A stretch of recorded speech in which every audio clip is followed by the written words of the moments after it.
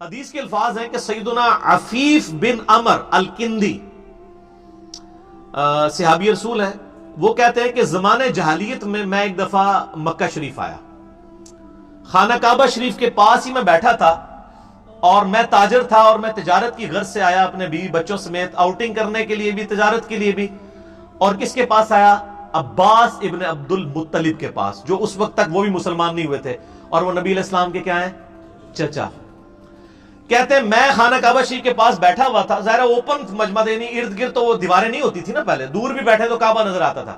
کہتے ہیں جب سورج ڈھلا یعنی ظہر کا وقت شروع ہوا تو میں نے دیکھا ایک بڑا خوبصورت نوجوان ہے، وہ خانہ کعبہ شریف میں داخل ہوا اور قبلہ رخ کھڑے ہو کر اس نے نماز پڑھنی شروع کی۔ اتنے میں ایک چھوٹا سا بچہ وہ دوڑتا ہوا آیا، وہ اس کی دائیں طرف کھڑا ہو گیا اور اس نے بھی نماز شروع کر دی۔ اور تھوڑی دیر بعد ایک عورت آئی، وہ ان دونوں کے پیچھے کھڑی ہوگی اور اس نے بھی نماز شروع کر دی۔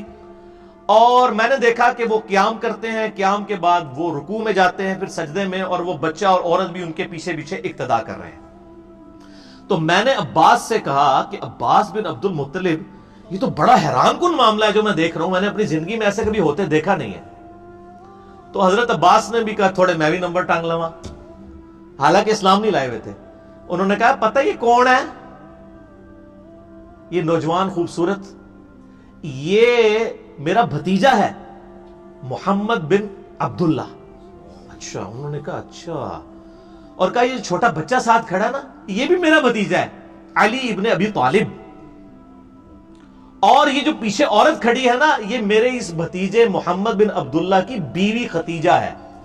اور اس وقت روئے عرض پہ ان تینوں کے علاوہ کوئی بھی ان کے دین کا فالوور نہیں ہے، یہ تینوں ہی اس دین کے اوپر ہیں۔ اور یہ شخص کلیم کرتا ہے کہ مجھے زمین و آسمان کے پروردگار نے پیغمبر بنا کر بھیجا ہے، اور ان قریب کیسر و کسرا کے خزانے میرے قدموں میں ڈھیر ہوں گے، رومن اور پرشین امپائر گر جائے گی۔ اور حالانکہ حالت یہ ہے کہ صرف 3 بندے اس دین کے اوپر ہیں۔ تو حضرت عفیف کہتے ہیں اے کاش میں اس وقت کلمہ پڑھ لیتا تو میں چوتھا مسلمان ہوتا۔ بعد میں ہو گئے مسلمان، روئے عرض پہ میں چوتھا مسلمان ہوتا، تو لیکن اسلام اس وقت انہوں نے قبول نہیں کیا۔ اس وقت کس نے سوچا تھا کہ اس شخصیت کی وجہ سے ہزاروں سال کی سپر پاورز گریں گی اور 3 برے اعظموں تک ود ان 17 ایئرز اسلام کی دعوت پہنچے گی۔ وہ آپ نے اگر دیکھنی ہے تو سر عمر سیریز جا کے دیکھ لیں، آپ کو پتہ چل جائے گا، آپ آج بھی بیٹھ کے وہ دیکھ سکتے ہیں، ریولوشن۔